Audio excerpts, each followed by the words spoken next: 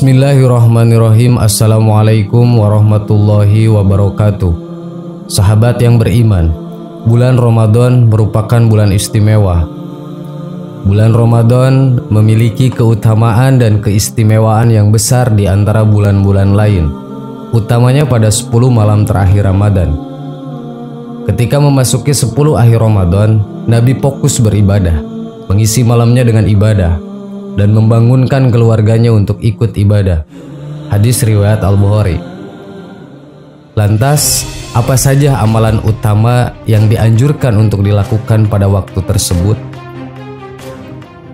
Menurut Syekh Jainuddin Al-Malibari, dari kitab Fathul Mu'in terdapat 3 amalan yang mesti dilakukan pada 10 akhir Ramadan.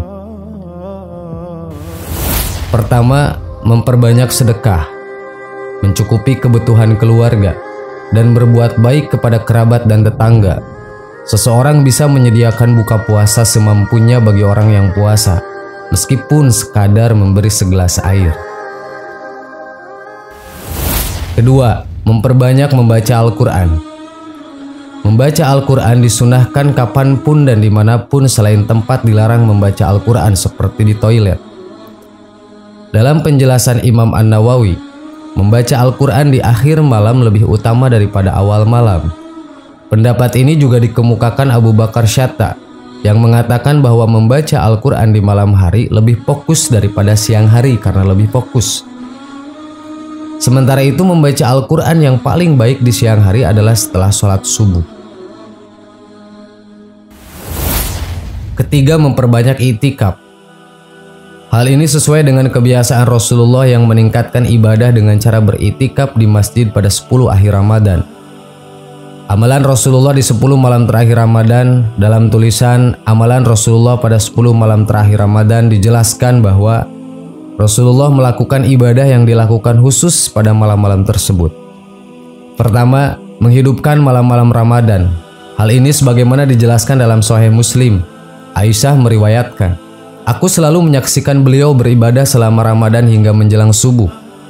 Kedua, Rasulullah SAW selalu membangunkan keluarganya untuk sholat malam di malam 10 terakhir bulan Ramadan.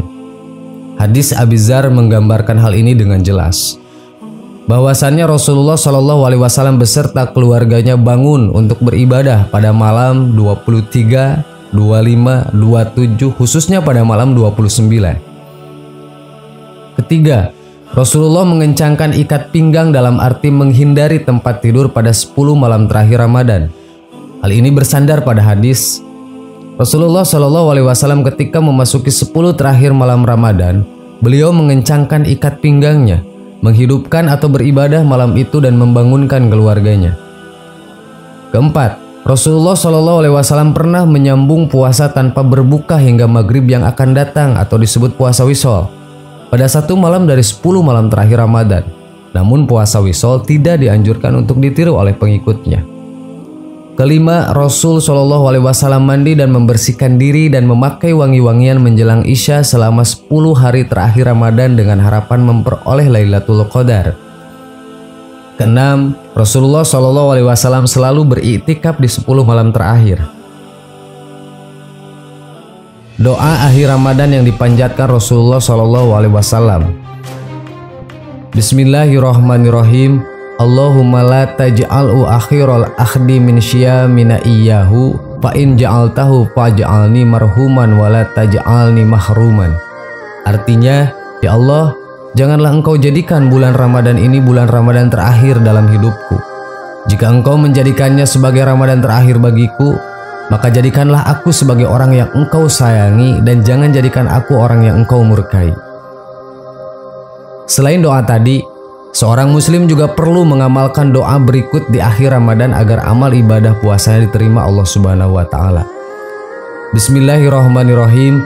Allahumma ij'al syiyami fihi bisyukri wa qabuli ala ma tardahu wa yardahu rasulu muhtaman furu'uhu bil usuli bihaqqi Sayyidina Muhammadin wa ala alihi ala takhrini walhamdulillahi rabbil alamin. Artinya, ya Allah, terimalah puasaku di bulan ini dengan rasa syukur. Jadikanlah puasaku ini mendatangkan keridhoanmu dan keridhoan para rasulmu. Engkau kuatkanlah furu atau cabang-cabangnya dan usul atau pokok-pokoknya. Demi kebenaran junjungan kami Muhammad SAW beserta keluarganya yang suci. Segala puji bagimu ya Allah, Tuhan semesta alam. Allahumma innaka afuwun karimun tuhibbul afwa fa'fu anni ya karim. Artinya, ya Tuhan, sesungguhnya Engkau zat maha pengampun dan menyukai memberi pengampunan kepada hambanya. Maka ampunilah kesalahan kami, wahai zat yang maha mulia. Allahumma rabbana taqabbal minna salatana wa syiyamana wa ruku'ana wa sujudana wa qu'udana wa tardauna wa taqsyuna ana wa taqbaduna wa tamin taqsirin wala ya Allah ya rabbal alamin. Artinya, ya Allah, terimalah salat kami, puasa kami, ruku kami, sujud kami, duduk rebah kami, kerendah dirian kami, kekhusyuan kami, pengabdian kami, dan sempurnakanlah apa yang kami lakukan selama kami menunaikan sholat ya Allah, Tuhan seru sekalian alam. Sahabat yang beriman, itulah amalan 10 malam terakhir di bulan Ramadan yang sering dilakukan oleh Rasulullah SAW. Semoga kita bisa mengikuti ibadah yang sudah Rasul contohkan. Amin. Assalamualaikum warahmatullahi wabarakatuh.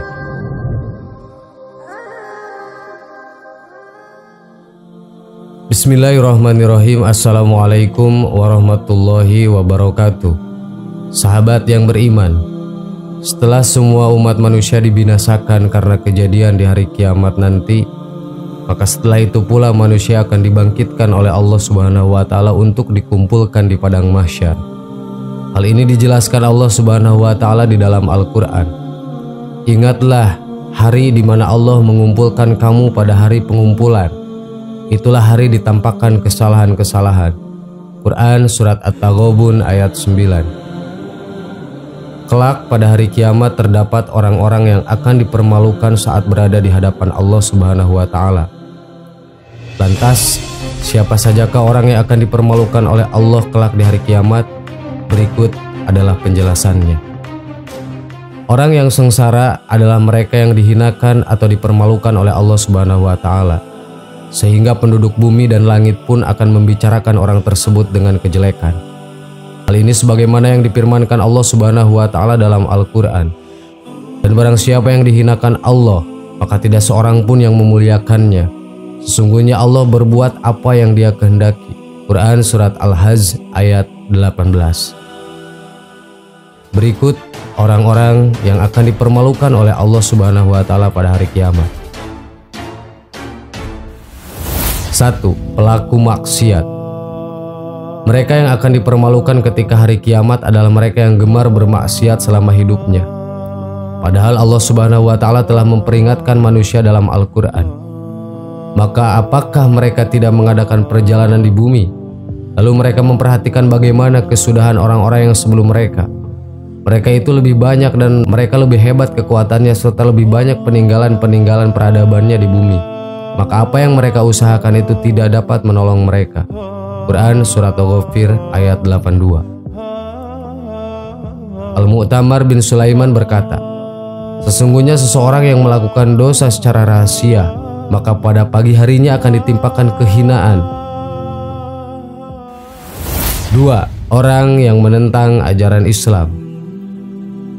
Sahabat Nabi Umar bin Khattab berkata, kita dimuliakan Allah dengan Islam, dan barang siapa yang mencari kemuliaan selain Islam, maka dia akan dihinakan.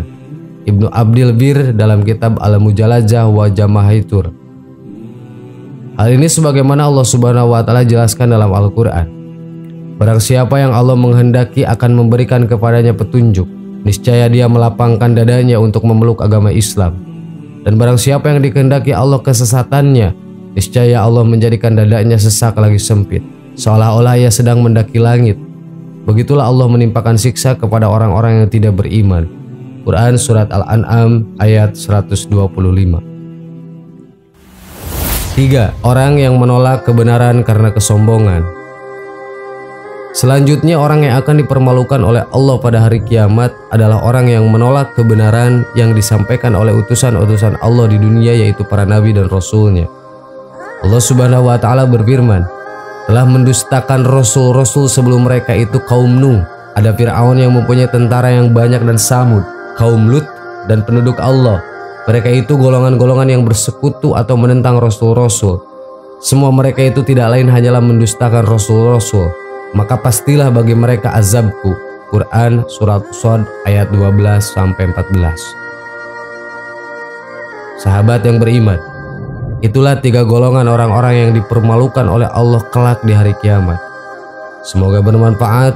Amin. Wallahu alam. Wassalamualaikum warahmatullahi wabarakatuh.